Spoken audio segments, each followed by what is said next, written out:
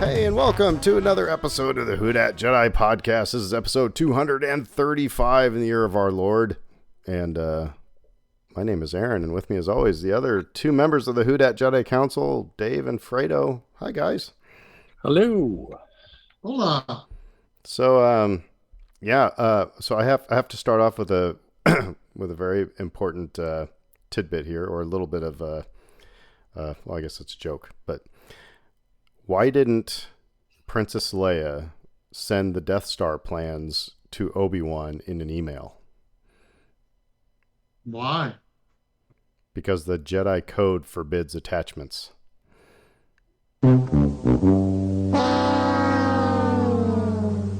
That is Wow. that is the daddiest of dad jokes. That is a Pedro Pascal daddy level of dad joke. I'm here all week, folks. Tip your waitresses. So anyway, yeah. I don't even know if my kids would get that joke because they don't know what attachments are. Well, you can try. You can try.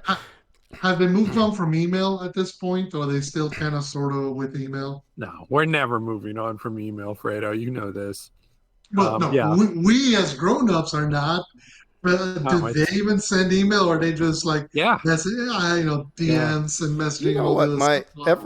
this? So every morning when I start work, the first thing I do is I check Slack to see what messages that came through after I'd logged off and everything, and just kind of triage some things there. Then I go straight to my email. And you know what I do with probably 99% of my email? What? I trash Delete? it. I just delete it. It's like nobody sends anything of worth at work really in an email, unless it's like I'm doing something with some outside partners or something like that. Then, I'll get those. But like most of the time, it's just kind of going through and, we get I trash most of my email. I think my ratio is probably like 60, 70%. I still get like requests and, oh, hey Dave, can you do this thing? So I get a lot of that kind of stuff through email still. So, and then our personal email, it's like Britt and I have a joint email account, and the majority of that is like nothing but ads and spam. So anyway, back in my day, but I do try to keep inbox zero. I don't know if you guys do. I do try to do that. So Tried, failed, tried, failed. Not even bothering. It is what it is. all right, however, we got to talk about the big thing. The Saints unveiled their alternate helmets today. Their white helmets with the gold fleur-de-lis. I didn't see. Did people lose their damn minds over it? I thought it looked. Actually, I liked the black ones from last year that everybody hated. But unpopular opinion. I like them too. I thought they were really cool. But honestly, and from what little I did see, people have had a nicer reaction to this one.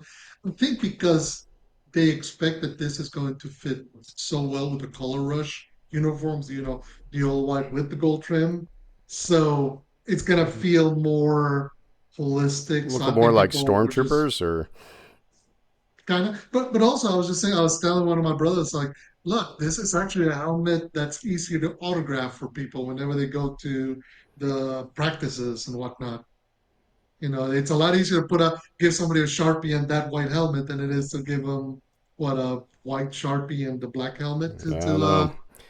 You obviously haven't gotten autographs at cons before. They have all sorts of different color of Sharpies ready to go. So they're ready for that. I don't know if at the practices. Which, by the way, have you guys got any of the free tickets to the practices we do. We're coming up? going. Yeah, we're going. Crap. Sometime. I can't remember Mhm. when, but yeah, we do. Yeah. Yeah, I got one for like one Saturday or Sunday. I can't remember. I was just like, one day being out there in the heat is plenty It enough. is. It is, man. It's kind of murder. Um, but yeah, no, So I can tell you briefly. I got a helmet once as a quote unquote bonus. I worked at the Orange Bowl ooh, once upon a time, And so one of the things they would do for their bowl game every year would be create this half and half helmet, which was split right down the middle, and it was the two teams participating in the game. And that year, it happened to be Florida State and Miami, which was the weirdest thing, right? Like they did a rematch of Florida State and Miami, and I remember our committee was so mad about that. With all due respect, that had to be the most ugly helmet on the planet because those Oh yeah, color Nebraska schemes do fan. no. Nothing to do with Nebraska. It's just that those two color schemes do not work together. Anyway, go ahead. They're not supposed to work together, right? Like the year after was even worse because I think it was USC Iowa. I was just like if you want to talk about ugly color clashing, Fair. that was even worse. But I it got autographed. They got each of the staff members one of those helmets autographed by the two head coaches. And so I got a Bobby Bowden autographed helmet that's also autographed by Larry Coker, the famed Larry Coker, who everyone remembers as being one of the greatest Miami coaches of all time. Not to denigrate Larry Coker. Larry Coker was a very wonderful individual, as far as I could tell. So, but yeah, that's one of my more cool souvenirs that I've gotten from covering sports over the years. Fredo, I will say this, that if you are a fan and you're taking a black helmet and a black Sharpie to get it autographed, then you don't you deserve what you get. you get what you deserve. Yeah. Yeah. So No, Troy, no. I'm just saying that I think the white helmet, first of all, I love the look. I love the style, the look. I'd love to get a mini helmet of that.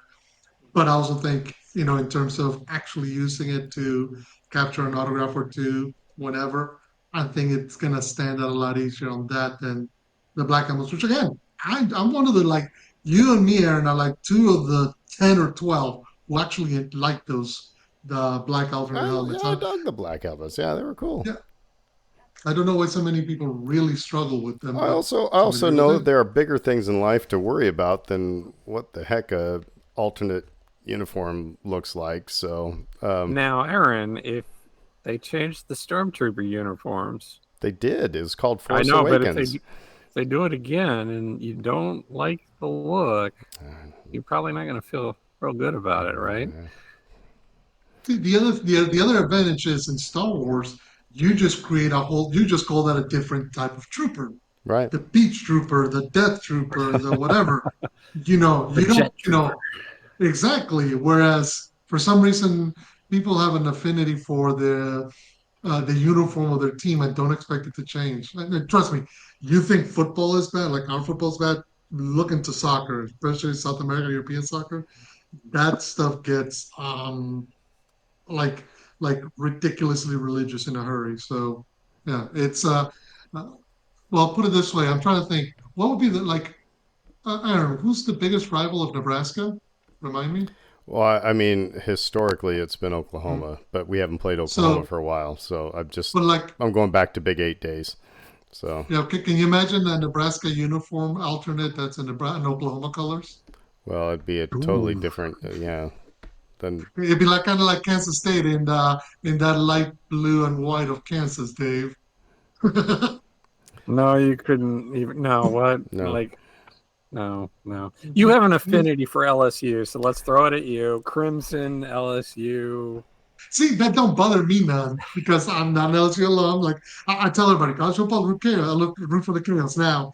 If my Arsenal ever decided, and they did one year, where have a white shirt, which is a rival club, Tottenham. Yeah, I was like Bennett, Hurst, Hurst. So Well, we talk about important things on this podcast, by God.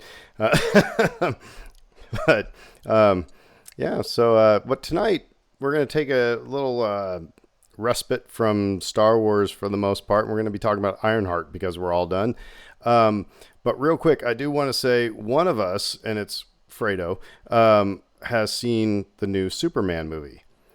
And I'm going to say this, and he's not going to give any spoilers, but what I gather is that you enjoyed it. My friend, well, and he's been on the podcast before, Ryan, RJ, he really enjoyed it. And then I see this morning, like on my Google News feed, all of the editorial articles just lambasting it. And I'm going to tell all of you that I'm going to trust my friends over the internet articles, with all due respect. But anyway, so I guess toss it over to Fredo. Just like I said, no spoilers, 30,000 feet. What'd you think? I enjoyed it a great deal. I will say I could see why some of those opinions from the more literate elements, the more professional elements, because they're having to review it as a movie, on standing on its own. You know, this is a movie. I mean, again, not spoilers. That really does lean into the comic book elements and history of Superman. There's a lot more. I mean, it's like you think to like the Guardians of the Galaxy, maybe Guardians of the Galaxy 3, where you're really leaning into the look, the characters, the everything that's being borrowed from the source. Here, I mean, James Gunn is taking from every aspect of Superman, from the comic books, the serials, by which radio serials, not breakfast serials, radio serials, the TV shows, the various adaptations. It almost feels like he is paying homage to everything while also picking certain bits.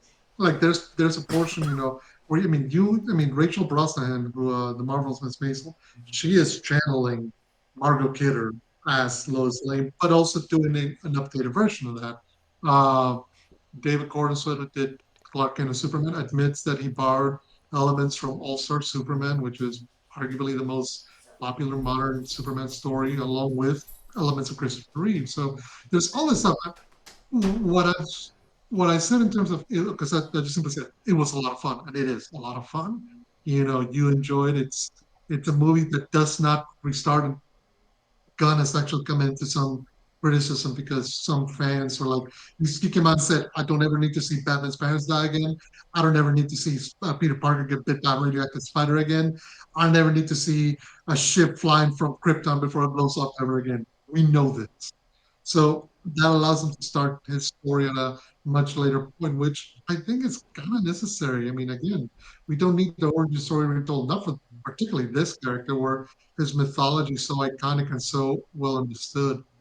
Uh, it does have some. I mean, it is 2 hours and change, so you feel some of that, but it is fun. I mean, the characters are good. I laughed so much at the Justice Gang. Nathan Fillion as Guy Gardner. Uh, the guy who plays Mr. Terrific, I forget his name. I'm sorry about that. And Nicholas Hoult as Luthor. He is channeling everything from Smallville Luthor to All Star Superman Luthor. You want to punch him in the face by the end of this movie. But again, really well done, really enjoyable. Uh, if you like Superman, if you like comic book movies, you'll have a good time. I had a good time with it, so I'm not bad. I'm a fan. And I tell you that I think Man of Steel sort of veered off course, and maybe not for the reasons that a lot of people thought, um, with the slightly darker tone, a little more serious Superman, a little more adult-ish nature of the whole Enterprise. I I feel like where it veered off course was that it tried to retell that story. You were just talking about like I don't need the origin story. I got the perfect origin story back in the 80s, dude. Like I'm good. Um, we don't need to remake that movie again, and change things and make it different somehow. No, just show us a different Superman story. And like the thing that are again not in a bad way, but like the just with all the different characters and they're all quirky and weird and like not what we've typically seen on screen for Superman. Okay, true to the comics, but not what we've seen in the movies. It it almost calls to mind like the Kevin Smith story where he talks about how he pitched a script, and it had Brainiac and all these different characters in it, and I'm thinking like, why didn't we ever get that story? Like, why don't we ever get a different Superman story? And it sounds a little bit like we're finally getting a different Superman story, and so for that reason, I'm really excited. And just the visual aspects of it. Like from the trailers, it looks amazing. So Does. yeah, that's I'm excited. I'm trying to keep my expectations in check, but I think it looks good. So the way I got to see it, so because it is on some Prime Day, AMC theaters and Amazon have done a early Prime Day release, so viewing screening. So you got tickets. So I got to see it. I had to see it in IMAX, which meant my ticket was almost $25. So, Woof. which Yeah. if single guy, hey, I'm willing to bear that brunt. If you're a dad of three kids, and my partner wants to see that, that all of a sudden you're making that's a bill. So I totally understand that. But yeah, no, it's really colorful. To your point about Man of Steel and what Snyder did, because naturally there is still the Snyderverse fans who are upset with this. Yes. I don't necessarily disagree with some of the choices he made. I think the execution was the key. I think it's a movie that tried to put the idea of, okay, what if you were just a regular human being living through your life and trying to figure out your place in the world, and you were gifted all these powers, but you didn't know what you were meant to do. And that's been the start of a number of retellings of the Superman's origin story. There was a period early in the mid 2000s where a number of famous comic book writers were retelling the story again and again, because they're trying to, again, kind of mine different angles from it. And so there's not necessarily a negative to that. I just think the problem is Snyder, for his visual talents, really couldn't nail into the heart of the character. I mean, this is something that Gunn gets, which is this is a character who's hopeful. This is a character who wants to inspire people. This is a character who stands in the middle of the street and bright primary colors, just standing out, and is telling people to be good, to do good. And that's where his struggle is, because while he's trying to be a symbol for good, most of us, the normal humans, tend to be human. We have our good days and we have our not so good days. And his problem is, having grown up in Kansas, is that he's got to marry that ability to be good and do good with his ability to be human. So, like I said, I don't think Snyder tried. I think Snyder got some of it, but I think ultimately he missed on that mark. There was never a point where he said, "Okay, he's embracing that ability to be that symbol." He just kind of said it and thought, "Okay, well, if I say it, people will believe it." And Gunn actually goes, "No, you actually have to walk the walk if you're going to talk the talk." But I'm going to say, to wrap this up, that mm-hmm, I'm going to say it again when we get to the Ironheart discussion, is that sometimes ignorance is bliss, and mm-hmm, not having the comic books and everything hanging on me. I was one of the people that with the exception of the whole Martha thing, I enjoyed Batman versus Superman. I enjoyed Justice League. I mean, I and people like just want to burn their village down over those two movies. So yeah, I mean, so like I said, I think sometimes ignorance is bliss. Um, well, one recommendation before we move over to Superman. If anybody wants to read probably one of the best, most recent stories about Superman, pick up Superman Smashes the Klan by, let me see if I can find the artist. The artist, written by Gene Luen Yang. It's called Superman Smashes the Klan. It's not that expensive. It's just 3 issues. It's really beautiful. I mean, again, it gets to the idea of who Superman is and how he stands as a symbol, when he's got to stand up and protect this family of Chinese American immigrants from the Klan. So, well, to do a little bit of Star Wars, let's get into our little trivia here, just to as a little bit of a palate cleanser. Um, so, Dave, you're going to be first. Who's the second person to join Han Solo's Endor command crew? Who's the second person to join Han Solo's Endor command crew? That would probably be Luke Skywalker. That's interesting. Okay. It's actually Princess Leia. Oh, because he's first. no. Chewbacca goes first, and he goes, "Oh, but I didn't want to talk to Well, I don't that's want what I to was. talk on your behalf, Oh, buddy." But And then she goes, "General." that's what I was going to. Okay, yeah, so I'm getting. Chewbacca. Okay, Yeah, but I was going to get. You could get pedantic and say, "Is Chewbacca a person?" person. I'm not gonna fight this. I'll just take the L. But like, um, yeah, right. Like, yeah, Sentient being. Chewbacca roars, and then And Leia Leia says, says, "Count "Count me me in." in," Yep. and then Luke jumps in. Yeah. All right, Fredo, to you. What type of vehicle is used to shoot down the first Imperial Scout Walker on Endor? What type of vehicle is used to shoot down the first Imperial Scout Walker on Endor? Type of vehicle? I'm trying to think. Skywalker. Uh, is it a? Hmm. See, I'm trying to think. I'm trying to think of the moment when the first Skywalker falls. Uh, and see, that's not a vehicle. Would it be a speeder bike? It's the only thing I can think of. It is an ATST or Imperial Scout Walker. It's the one that Chewbacca was driving with the Ewoks. I was thinking hang That's right. glider. I was Yeah. thinking hang See, glider. I was thinking I was picturing the logs. I was picturing all the booby traps. I couldn't think. Yeah, you're right. That's the first one that goes down. Wow. We got to rewatch Return of the Jedi, Well, Fredo. and here's my question. I get the softball though. Who's the first Ewok nearly blasted by a laser bolt? Who's the first Ewok nearly blasted by a laser bolt? That would be Wicket. It is Wicket. So I'll Return to the Jedi today. That's Yeah, happens it's a good sometimes. movie. All right. Well, let's toss it over. Fredo, we got a little bit of news. Yeah, just a few little tidbits. I'll start with kind of the lightest and easiest one. So, if for some reason you feel the need to quote unquote reverse your galaxy, end quote, Coca-Cola and Star Wars have partnered for a new augmented reality experience where you can be just like Princess Leia and send your own holo messages to friends, loved ones, and retired Jedi generals turned hermits. So basically, Coca-Cola has partnered up with Star Wars. They're going to have a whole bunch of characters on 30 limited edition cans and bottles, including, so like it changes according to your beverage of choice. So like if you want Lando, it's going to be in the OG Colt Coca-Cola. 45. Oh, sorry. Yeah, exactly. No, no, no. That's the aftermarket one. If you want the Coke Zero, you can get Darth Vader or Yoda.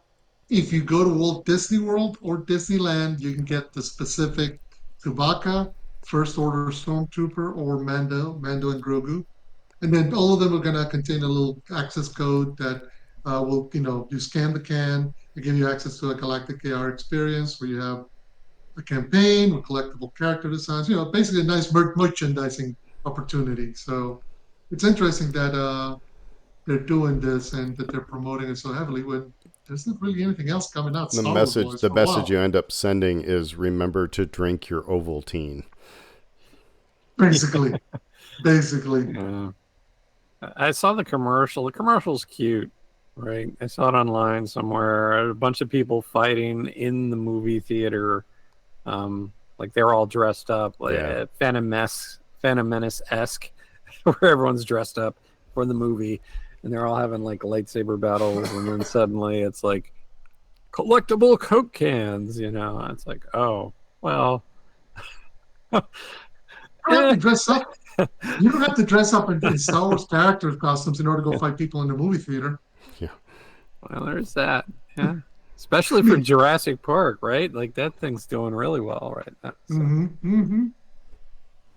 All right, moving on right quick from the soft drink beverage talk. Uh, I'll bring this up right quick because there was an interview right recently with Ivana Sakno, aka Shinhati.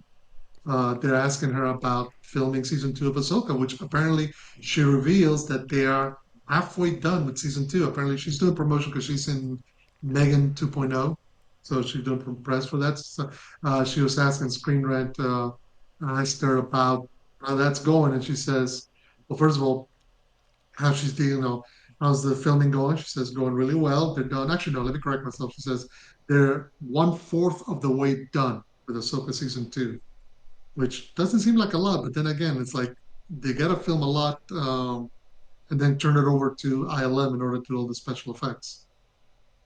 Uh, and then in the middle of that, they asked her about filming with Rory McCann, and dealing with the tragic passing of Ray Stevenson.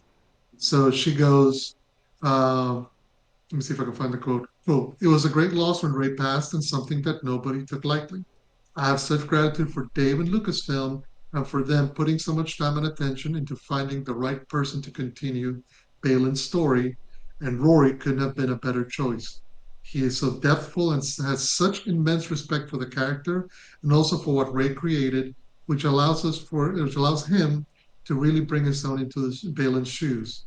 Watching him doing it has been a gift, and of course, we all feel Ray's presence as well and his guidance. I feel immense gratitude, and Rory's a dream to be around. Wow, Which, she like, knows how to answer a question. So but that's a, then that's a you that's a mhm, publicist dream right there. That I mhm. mean, and it sounded genuine, but it also, yeah, it was just that's a good answer. Well, and particularly when you consider I mean, she's the one who spent the most time filming with Ray Stevenson.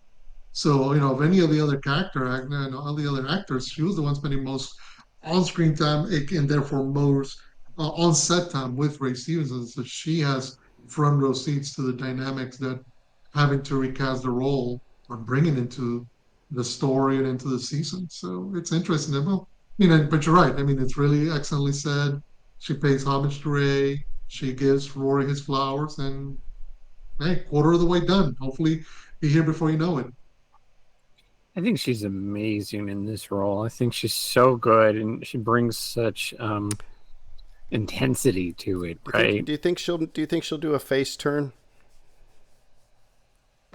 Yeah, I have no idea. I mean, because would be that's interesting. just a character that I don't know. I think it'd be yeah. I'm just wondering. It'd be interesting. Yeah, Um, because the character, I mean, she's not somebody who grew up with the Jedi. She's only learned about them and their fall through Balin. But she's been presented kind of like a mirror opposite to Sabine. In terms of you're the disciple, you're the one learning, but you're not the one who grew up with the lore and the temple and the masters. So it makes it interesting. But then the end of season one leaves it more like, okay, you're somebody seeking power. Here's all these raiders, from the Dustlands, go be their master. I want to add a couple things in here. First of all, I really hope it's going to get really kind of old quick if we keep introducing characters and then like killing them off. It's like introducing really good characters and then killing them off. It's because of whatever movies have come out and they're not around and stuff like that. It's that's just going to get old. I saw a couple things, and one's going to lead into your last story, Fredo. But the first one I'm going to say, I saw before we logged on. Tony Gilroy was asked what character he'd like to retcon into, if he could, into Rogue One, and it was 100% Val. He said he wished he could put that character into Rogue One, and I thought that was kind of interesting. We don't need to maybe necessarily, um, unless you guys have something to say about that. I mean, that would be. It's interesting because it makes me wonder, does she think that she should have perished a lot as part of the Rogue One crew? Should she have been somebody assisting Mon Mothma on the side? Because her character is very much through Andor, is somebody who's very much an active She participant could have been. in the She could have been rebellion. on the crew with Cassian, 100%. Hmm. Going to get Sure. Jin, and you know, but Yeah, yeah. Actually, if he's thinking in terms of like, I wish I would have had her, then I think yes, that she would have probably had a larger role and she would have been on part of that crew, and she would have added an interesting dynamic to that yeah. to that group. I think so. Yeah, Well, The I also think go no, go ahead. ahead. No, go ahead. I was going to move on, but go ahead. No, oh no, I was just gonna say real quick, but then I also think part of me thinks I kind of like that she wasn't part of the Rogue One crew because if you do want to tell further stories within this period, maybe not necessarily, maybe following the Battle of Yavin and how the alliance breaks up and goes separate ways.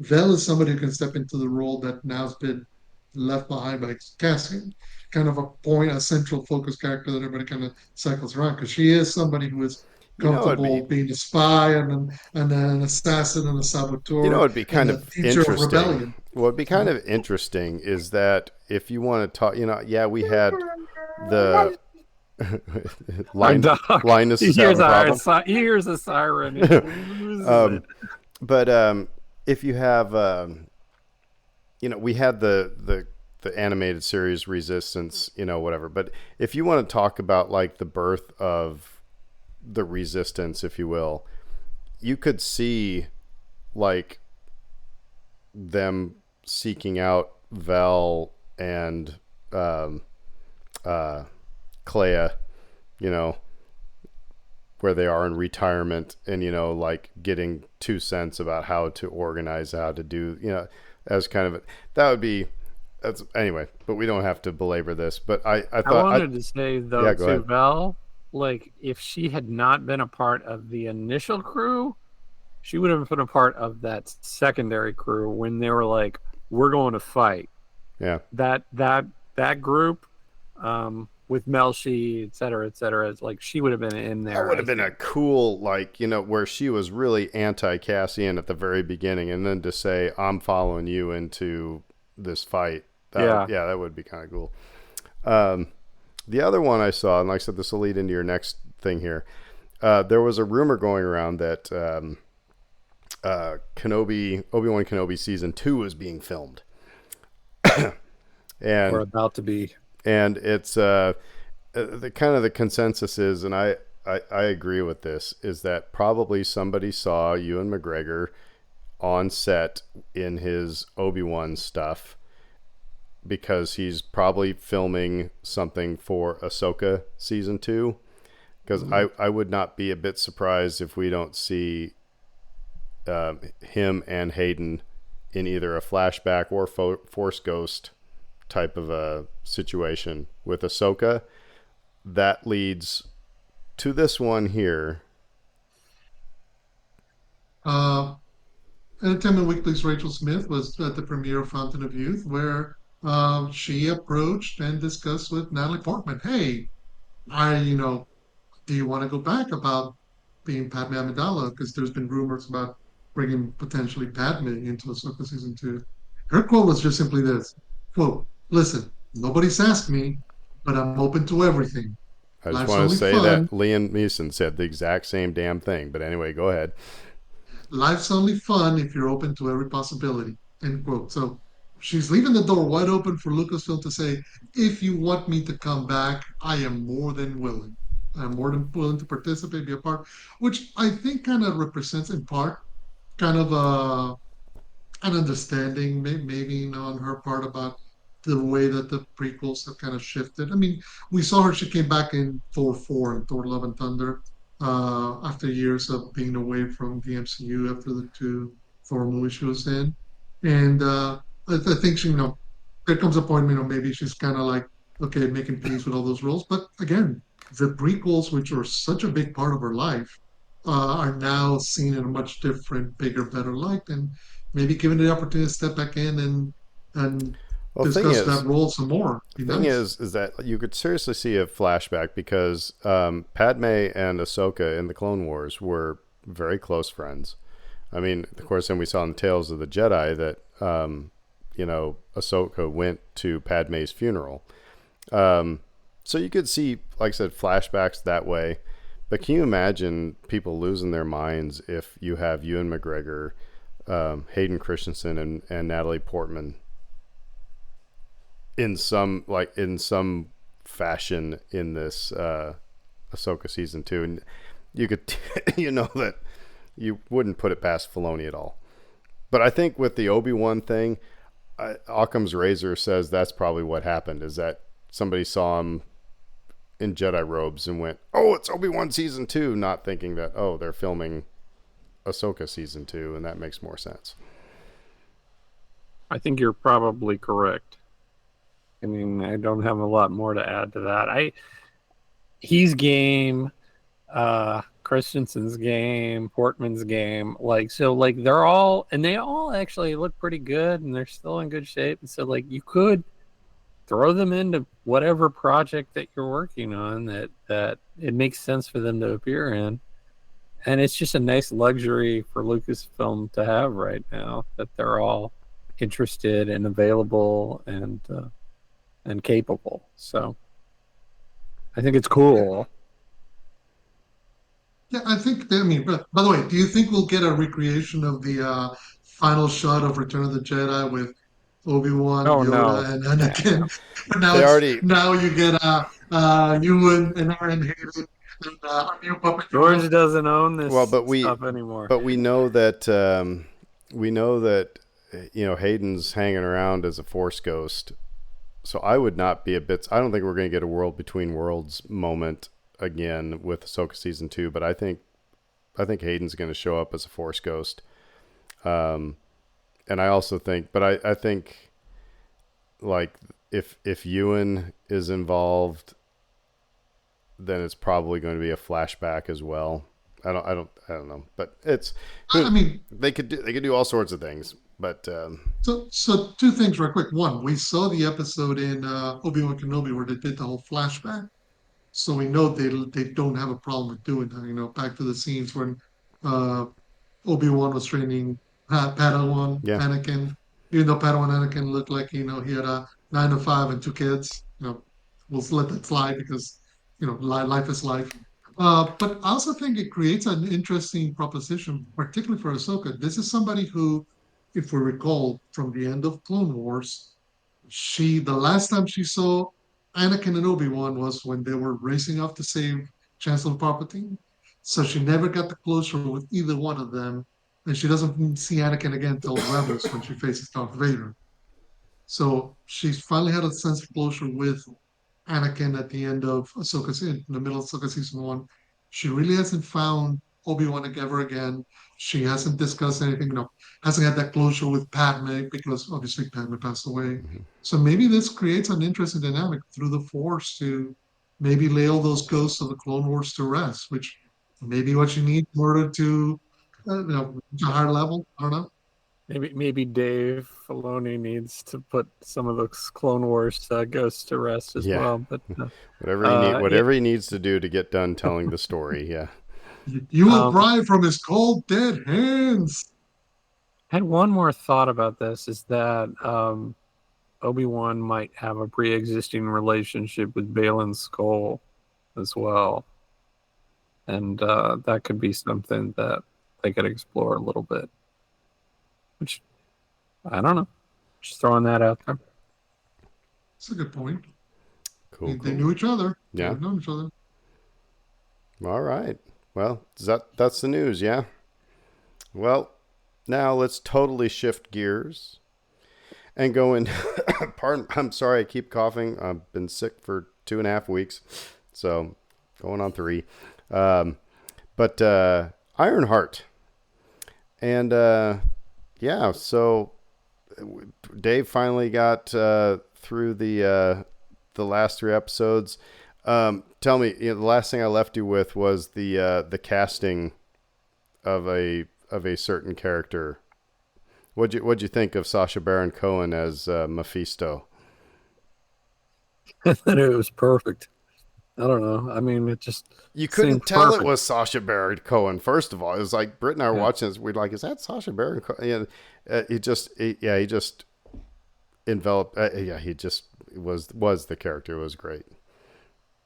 Yeah, that was lovely. That was really good.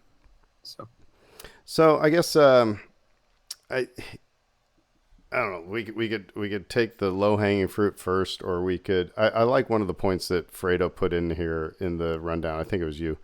Um, MCU has been really dealing with grief in recent uh, projects. Thunderbolts. Um, this one, Ironheart. What was the other one? Wakanda Forever. Wakanda Forever. Which, by the way, or Love and Thunder. Forever. same. By the way, on a tangent, I was watching the beginning of Wakanda Forever the other day. It was on TBS or something, and I was wishing that's the exact way they should have dealt with Princess Leia in The Force Awakens. Is just open up with a funeral for Princess Leia. Or not You mean Force the Rise of Awakens. I'm sorry, Skywalker? Rise of Skywalker. Rise of Rise of Skywalker. Skywalker. Sorry, my bad. That's the way they should have handled that. Is just, deal with it, just like they did with T'Challa. Anyway, so I digress. But yeah, like I said, dealing with grief, they're getting into some heady things because that's what Riri's whole thing has been. Why are you building the suit? Because I can, but it's all she's trying to. She couldn't protect her stepdad and her best friend from being killed in a drive-by, I guess. Yeah, and she just Shang-Chi was like this too. Like it just occurred to me because like that was the main that was thrust. abuse. Yeah, Yeah, like the dad couldn't let go, yeah. and that was the crux of the conflict is that he just couldn't let go. Um, but yeah, no, that's a really good point to bring that up because um, I have mixed feelings about this show, and I like it, and I did enjoy it. Um, but I think it is important when we're sort of evaluating Riri as a character and the choices that she makes to bring this up right up front. Well, She's not at her she's a best. kid, and B, she's dealing with trauma. Right. She's not at her best right now, even a little bit. And they acknowledge that in the first couple of episodes, even like she's not dealt with this thing. And for, like, just to catch anyone up who hasn't watched this, though, if you haven't watched this and you're listening to us, I don't know Stop. why you're doing, yeah, but she lost her best friend, she lost her stepdad in a drive-by shooting, and you learn this through flashbacks, etc. She gets kicked out of her college. She comes back to Chicago, and she's suddenly sort of slapped in the face with some of these realities that she's just not been dealing with. And then the story follows her falling into the wrong crowd, and in an attempt to live up to her vision of what she should be achieving in her life, which is essentially becoming the next Iron Man. Um, and so she falls in with the wrong crowd as a means to an end. And then this unfolds over the course of the series. You see where she might end up. And by the end of it, she's making a literal deal with the devil. Yeah. But I think we'll get to that. The reason she ends up where she ends up is because of this grief. And not dealing with the grief to begin with. And like I said, I think, my best friend lost his dad when my friend was 20 years old. And so obviously his dad died very young. And it was a complete shock and everything like that. And knowing what he went through and how long that healing process was. I know losing my own dad at the age of 50 or whatever, is, or late 40s, it's how hard that was. I can't imagine, even though I watched my best friend go through this at the age of 20, which is basically Riri's age, to properly deal with that. And she buried it, and she just buried it into her work and didn't deal with the grief. But I think what's really important, we just talked about Superman and standing up for and being kind of, Superman's always perfect, right? Or tried to be portrayed as as perfect. What I like about the MCU is that they're saying, for the most part, these are all humans. It's like with real garbage going on. Yeah, they they step up and do heroic things, but they have, you know, like they go through grief. They make the wrong decisions. They're not perfect. The Marvel heroes are not perfect, and so I find that really very interesting. That goes back to the very essence of Marvel's golden run, which started with the likes of Jack Kirby, Stan Lee, Steve Ditko, all the guys, most of the guys in the 60s, everything, from Fantastic Four through the X-Men, Incredible Hulk, America. These are characters who are, that's why they even said at the start, our characters don't live in Metropolis. They don't live in a city of the future. They live in New York City, the Well, same grimy, dirty, complex New York City that you and I live. and the thing is we need both, Hmm. right? We need both. We need the one where we can go and escape. We need Disneyland, Hmm. you know, Yeah, but then we also need somebody to relate to, and so I think that, yeah. But anyway. and I think particularly in Riri's journey, that point that because particularly when you first encounter her beyond say Wakanda Forever, she's somebody very much like Tony, where she's burying her grief by being fast talking and smarter than everybody else, having an escape plan, beyond anybody's idea. So she's figuring out ways and kind of not having to process her emotional baggage.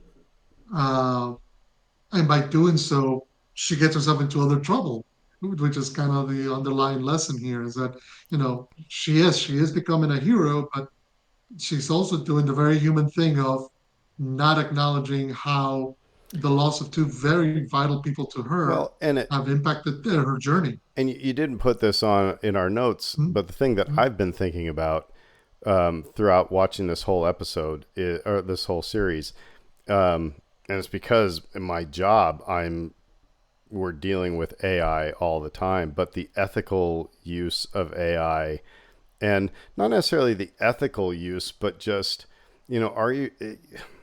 I mean, she brings, I'm putting in air quotes, her friend back to life, but it's not. It's her memories, her perception of who her friend was. It would be like, you know, it'd be like if I brought back my dad, it would be my perception of my dad. It's not. There's elements that I'm missing because I only knew a percentage of him. What I mean? And so while, it's like, wow, imagine if you could, you know, bring back a hologram of a loved one that you've lost, but that's going to be more detrimental to you in the long run. You're not going to be able to grieve, heal, let go. And you're not actually, it's kind of the Harry Potter, resurrection stone. You're not actually bringing back the person, um, but that, I mean, what she did, I mean, it's not being, well, I mean, I guess Elon Musk is working on it with the Neuralink stuff. It's like it's not entirely impossible or out of the realm of possibilities for what Riri did. And I think that's, we're also getting a lesson of, is this what we should be doing with technology? By the way, have you heard there was some people who were suggesting that maybe her ability to create the AI of her friend was actually with a little help from Mephisto? Like maybe because she tries to recreate it and she can't, even though she does every step right, you know, and all Well, she no, knows the is that thing she, the thing she left out was that she fell asleep, and so when you right. fall asleep, you let your guard down. I mean, so she was blocking herself because, I mean, yeah. But then there was a suggestion that maybe while she was asleep, Mephisto got in there and pulled those images that she had of her friend, the idealized version of her friend, who is the sentient AI that comes back to assist her, as opposed to the real life flesh and blood human being that standing in front of her at the end of the season. Which is also goes back to why her friend's reaction is so, her the guy that she likes is so uh visceral. He is looking at somebody whom he loved also, but is not the real person, and that there's that disconnect between it looks like her, sounds like her, but it's not her. And I don't know. it's almost like you go back. It's I almost kind of like you go back to that idea of why we have such problem with perfect CGI is because the way you tell somebody's actually real is through our flaws, not our perfection. And maybe there's something to that. I found that scene kind of clunky. I mean, I don't know if I don't know, it just seemed kind of clunky the way he totally wigged out over the fact that I don't know. Dave, how did you feel about that? Uh, Maybe talk about the AI part of this, because I thought that was also kind of another little lesson that we've Mhm. been, we got a little bit of a lesson on AI. Age of Ultron was just on before I came to record this, so um, I think And can Marvel's. I tell you that they're talking about bringing Ultron back as a character right now, and that is the perfect decision to make right now, given what we're dealing with in our real world. Um, but yeah, I mean, there are a lot of hints of that.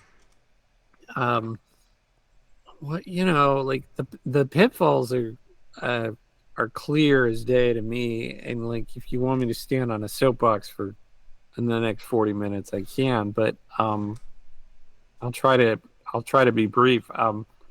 I think the biggest problem that I have with AI is that I don't think that it's being deployed responsibly. I would I agree. think that there are people that have their finger on the button that don't have a firm understanding of the lives that are affected by the choices that they make. And I think like that's where I come into opposition um, towards it. And I think that it's potentially beneficial. Um, I can see there's certain uses. I think a lot of people have toyed around with it and seen like, oh hey, I I got writer's block. What am I going to write Mm-hmm. about? Here are the points. You give it and it spits out a first draft, and you can say that's awful. That's not at all what I want. But now like that's not what I want. I can work from that to begin to write what I need to write. Um, so there's like genuine value there, and I acknowledge that. But um, To your point, I'm just going to jump in here because, like I said, yeah, it's what you get out of it, what you put into it, and it's the people writing it's like the thing is that, and Riri kind of falls into this a little bit, where she starts to believe that, at sometimes that Natalie is real, mm-hmm. and so people have this notion that AI is this autonomous thing that is just doing stuff on its own, but it's being told by somebody entering in a prompt somewhere, Elon Musk, um, you know, and telling Grok how to answer certain questions. In my job, I see, we're dealing with creating prompts, and I'm seeing us putting in things like, always be respectful, never use, any sort of slur. But there's guardrails that we're putting in, and I see that, and so I feel comfortable with the way, my company is using AI. But the thing is that there's no regulation on it, and so it's like all you need is a Lex Luthor or a Mephisto or whatever, or Elon Musk to, you know, just to put in whatever crap they want to make sure gets spit out. And that is, yeah, that's horribly dangerous. That's horribly dangerous. And again, I think that's a little bit of it. Maybe wasn't as on the nail on the head, but I think that was one of the things that this show was kind of talking about a little bit. It's like, it's yeah, the AI was a creation of from Riri. So it looked good to Riri, but to other everybody else, it was not, you know, not Natalie. So anyway, No, uh, and it kind of leans into some of those debates that, I mean, you know, ethicists have been having for the longest time about the nature of software and technology and our advancement on artificial intelligence, even before this year. I mean, this is not, I mean, it goes back, I mean, we're going back to the Terminator and even before that in terms of uh, the reality that there's going to be a point where humanity does something and creates a new level of intelligence. And are we ready for that? Do we know what that will entail? Are we comfortable with the ramifications? Those kinds of things. So it's recognizable. I think this could get back kind of to the story elements of what Arna was saying is it leads, it shows that Riri was not ready for what she did.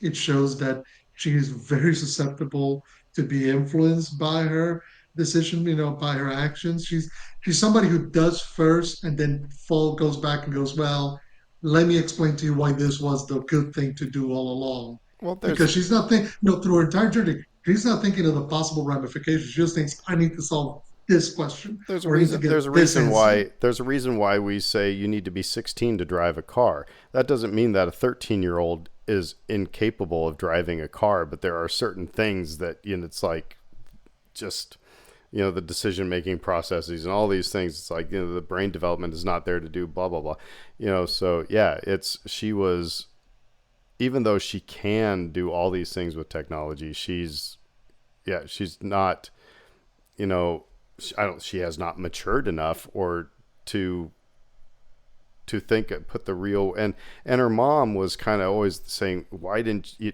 come to me for help? Mhm. Mom is still the adult with experience, even though she doesn't understand the technology. She understands the experience.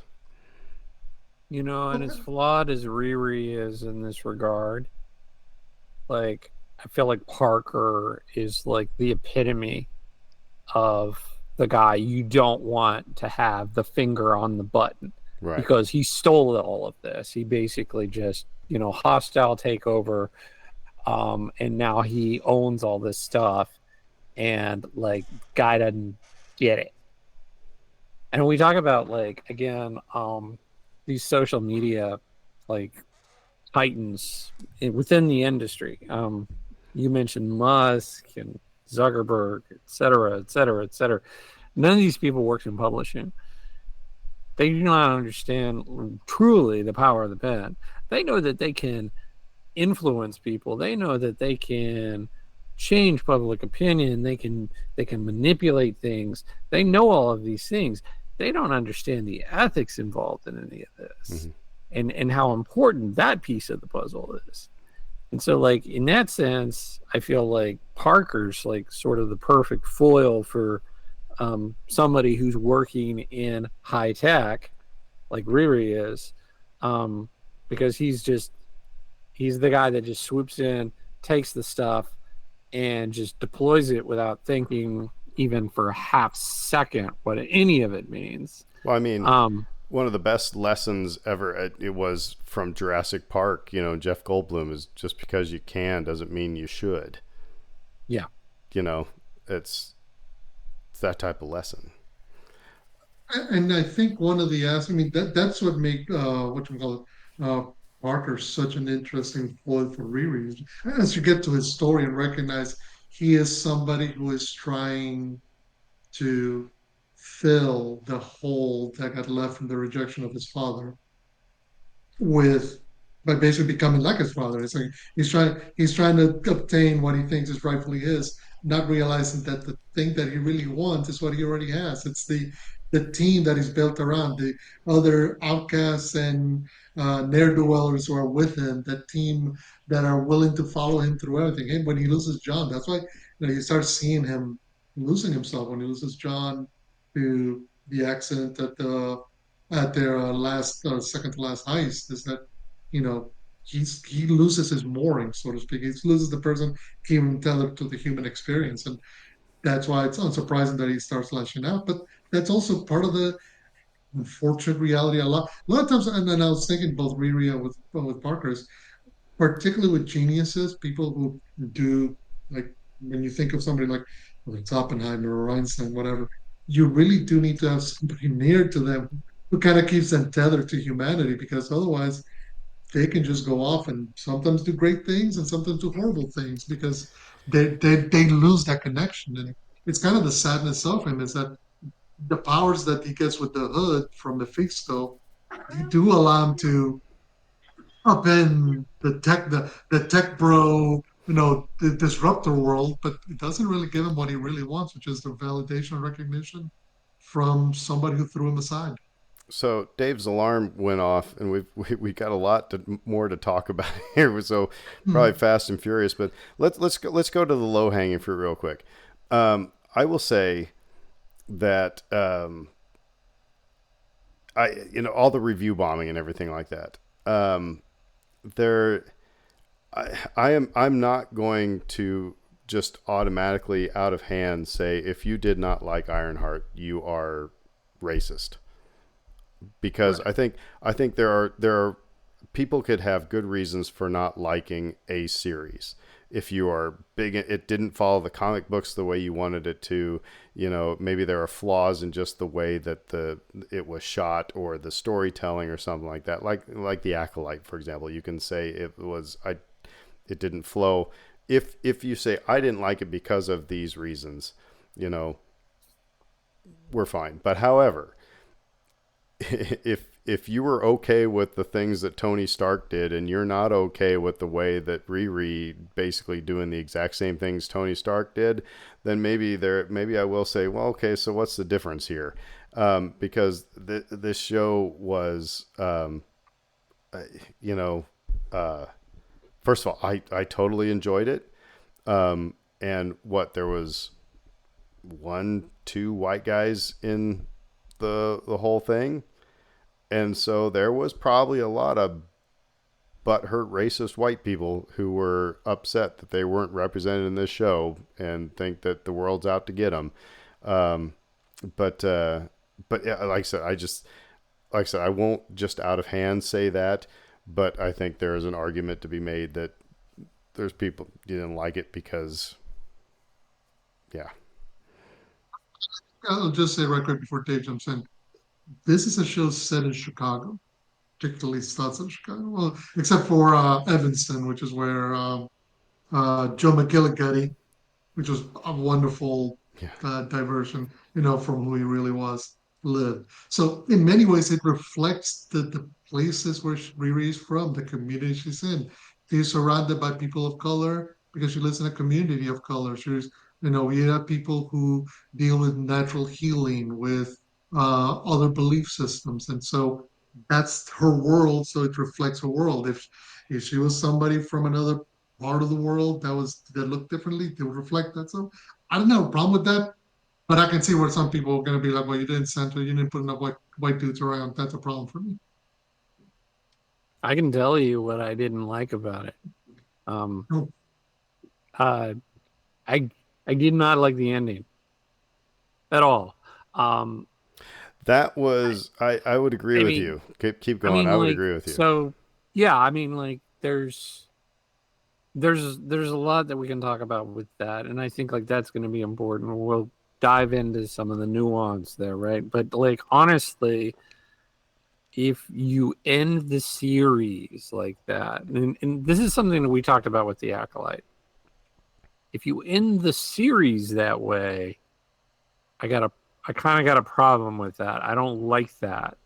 If you end quote unquote season one that way and then you continue to tell her story, okay, okay. So I'm you're saying how vague it is. Did she make the deal or didn't she? You Oh, know, she made the deal. And I don't like that she made the deal. And I got a problem with telling young people that it's okay to think of the individual above the greater good. And And I think like we saw that here, we saw that in The Acolyte, and I think it's like it's not a cultural issue necessarily. It's more of a generational issue. I think like we're telling young people that it's okay to think of the individual first. And I think that is the wrong thing to be telling people. Now, again, her story's not done. There's a lot of potential for twists and turns and changes, and eventually maybe she comes around to a different way of thinking. But that's like the complete opposite of everything that I think and believe in. And so, like, for me, when I see that in pop culture, I sort of reject it out of hand. Um, but again, knowing I don't think her story's over. I mean, like, even if there's not a season two of this show, we will probably see her in other projects. We will probably see her story continue, and we will get more. I, it's an interesting thing to try to portray. Like, again, we saw it with Anakin. Um, we've seen it done. I mean, like, people make bad choices. People turn from the light, so to speak, and they make selfish choices. Um, but gosh, like in real time watching it unfold, I'm like, I don't like that. And the reason I don't like that is because I got three kids sitting in this room with me watching this with me, and It's okay to and make they the deal with the devil if it doesn't hurt anybody else. and they Yeah. know, right? Like it's funny because like at least I feel like I'm raising my kids right because like they're like, oh no, don't make that choice, like so like maybe it's being portrayed in such a way that like people sort of understand that she is making a poor choice and that it is going to bite her in the rear end. See, I guess the fact that they did not show them shaking hands and everything and that was could that scene of her hugging Natalie and the black mark going up, could that be her seeing what Hypothetical. could be if I did Yeah. this? They left it ambiguous enough that it could be either or. So I mean, your argument is 100% valid, but like I said, the fact that they did not show that grasp it, but I agree with you, especially if you're trying. It kind of took the kind of killed her arc. It didn't. You thought there was some growth going on, and then it just kind of, yeah. Different. First of all, I want to get both of yours. What was your immediate reaction as she's presented with the choice right then? Were you going like, "Oh no, she's not gonna do it. No, she's not gonna do it." Were you like, were you tense or were you relaxed knowing that she was not gonna do it and then I surprised was that she did? tense. I was tense. So was Britt. Yeah. I thought Mhm. I thought it could have gone either way. Yeah.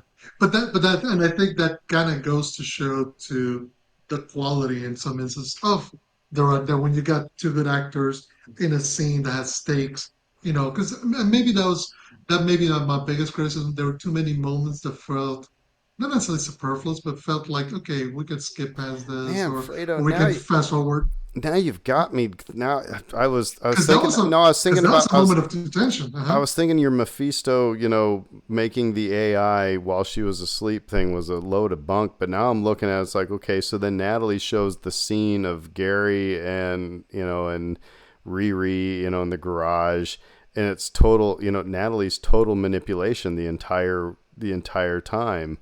So It's setting up to maybe. remember.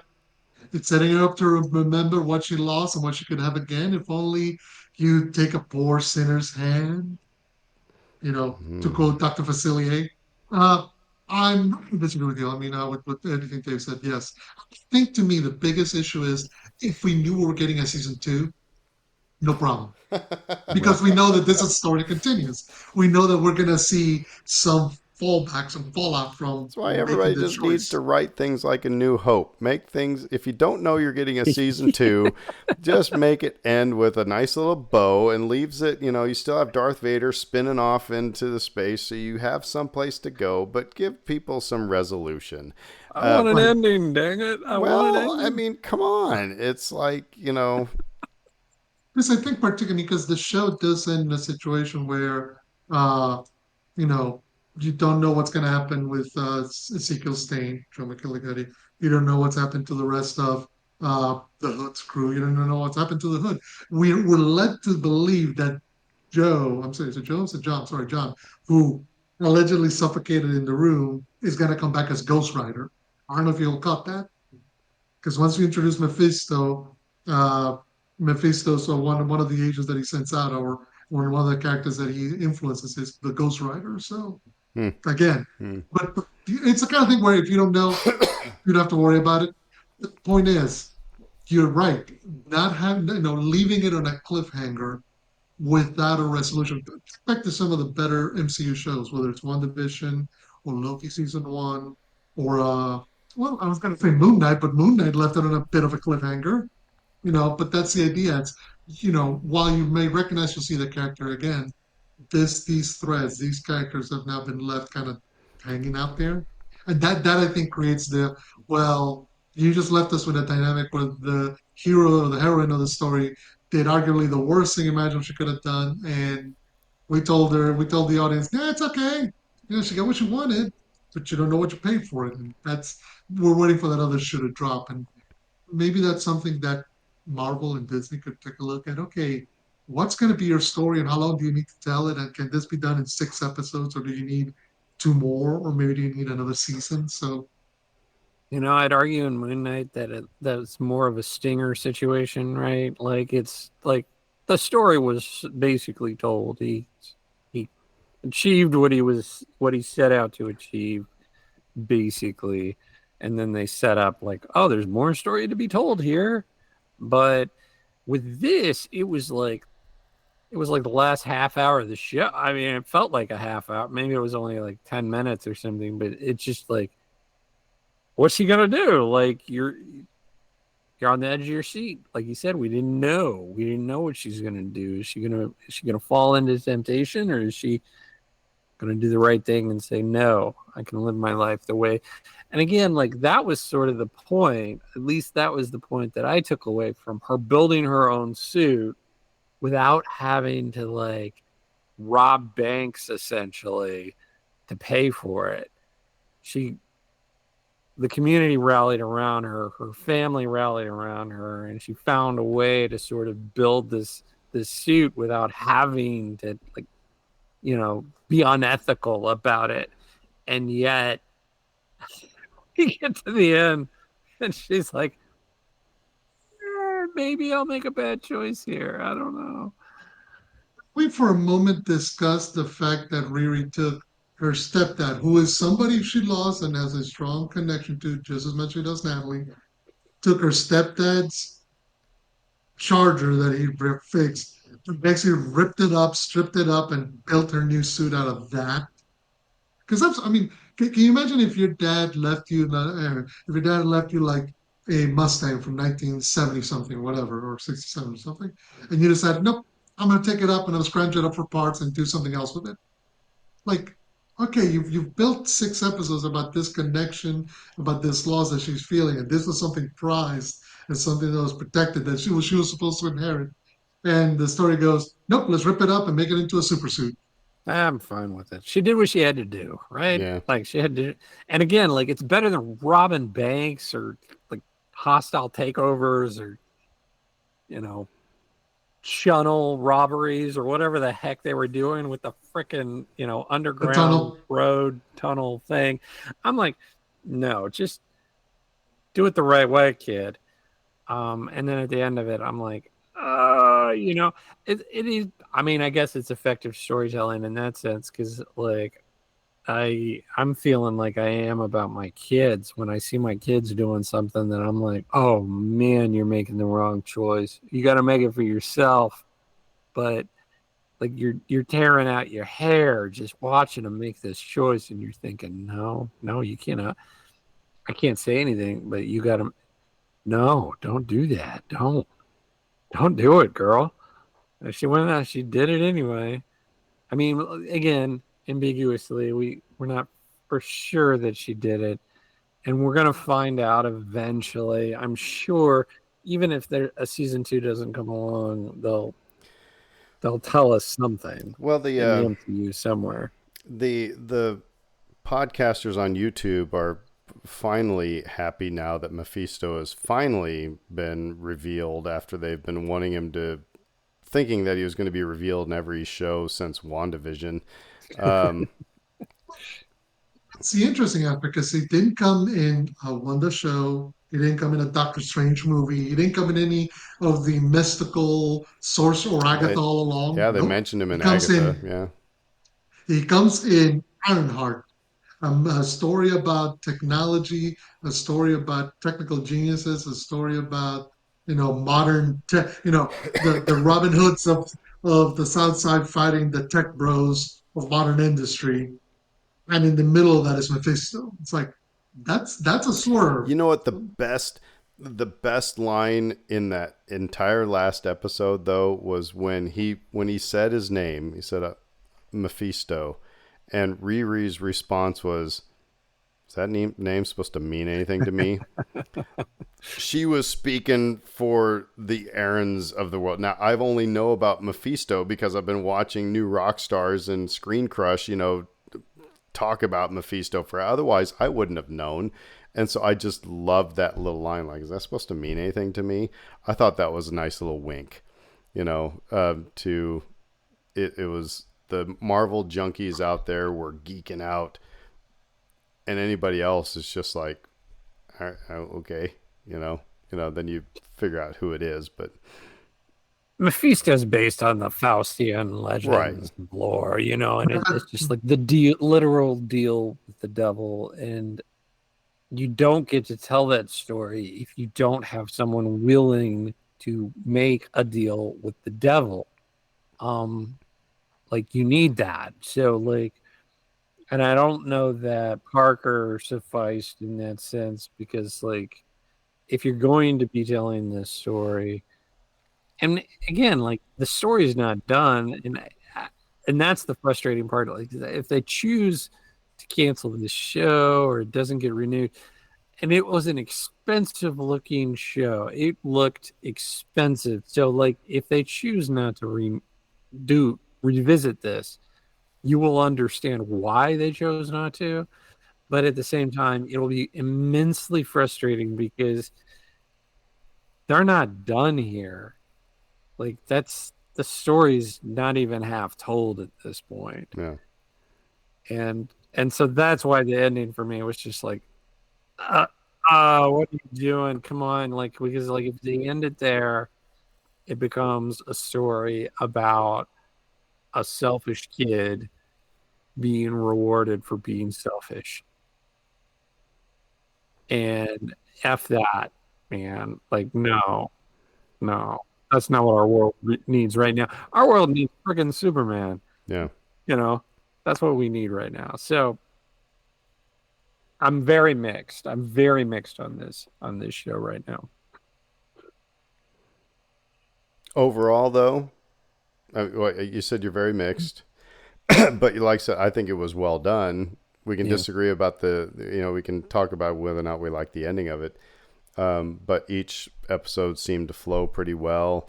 Like you said, the effects, it looked stunning. Really, there's anytime Iron Man or any sort of Iron Man is on screen, it looks like a video game. It is never, maybe in the very first Iron Man, it has looked like an Iron Man, but ever since then, it just always looked like a video game. But otherwise, it was well done. Thought it had some good, like I said, good lessons to be. Yeah, that just, I just, again, I'll come back to, I just like the fact that the Marvel characters are so very relatable. Nobody can They're read. human. Only a few people can relate to Bruce Wayne. Yeah, they've lost their parents, young, but they're not billionaires, you know. But a kid, scrapping through college, you know, there's a lot of people who can relate to that. So yeah. Anyway, Yeah, I think overall, I mean, it was a well done show, well acted. I enjoyed the cast. Again, not no problem with the cast or the characters or the story I was trying to tell. Like I said, there were some moments where I went like, okay, this feels secondary, and it feels like something that would have been okay in a show where we have more episodes or more, we could take some time to breathe.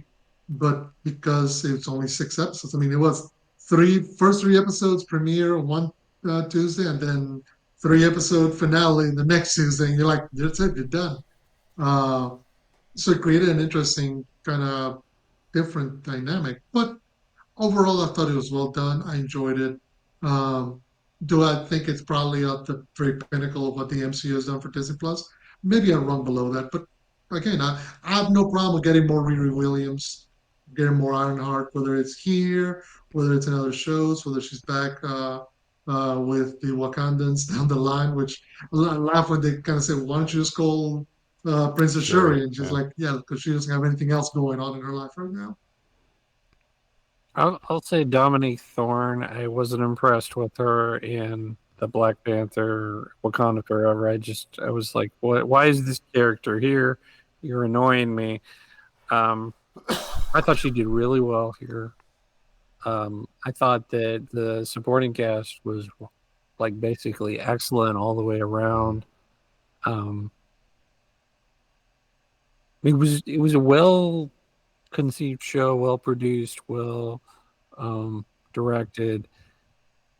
It was a high quality affair, and like you said, I think like maybe a half step below what I would think are the best Marvel television shows at this point.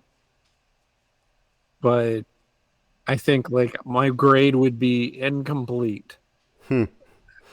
because I really honestly need to see more, because I don't think if it ends this way, it's a hugely unsatisfying watch with the wrong message and cannot endorse in any way, shape, or form. But if we get more with the character, then yeah, I could totally be turned around on all of that. Cool. What, Cool. what, Go ahead, Fredo. Give you the last word. No, I was just gonna say what gets interesting now is we're gonna get a couple of animated MCU shows, but besides that, it's not till December. I mean, we're gonna get Fantastic Four at the end of this month, and then a bit of a break till Wonder Man drops in December. So it's interesting. Just where Star Wars is going on a bit of a hiatus while they work on the next stuff. The MCU is also kind of doing something similar. Well, we'll have to figure out how to occupy our time. Who knows? Maybe we'll have to read a book. So, speaking of which, Dave, you said you read a book, but we'll have to probably save that to the next episode. Give us your rundown of that. Thoughts? So, but let us know what you thought of Ironheart if you watched it, and if you haven't watched it, I think you should. I think you'll enjoy it. But yeah, like I said, let us know what you thought if you see us on the street corner or if you hit us up on wherever we are online. But until then, we'll say who dat Who dat? and have a fantastic week. McConkey.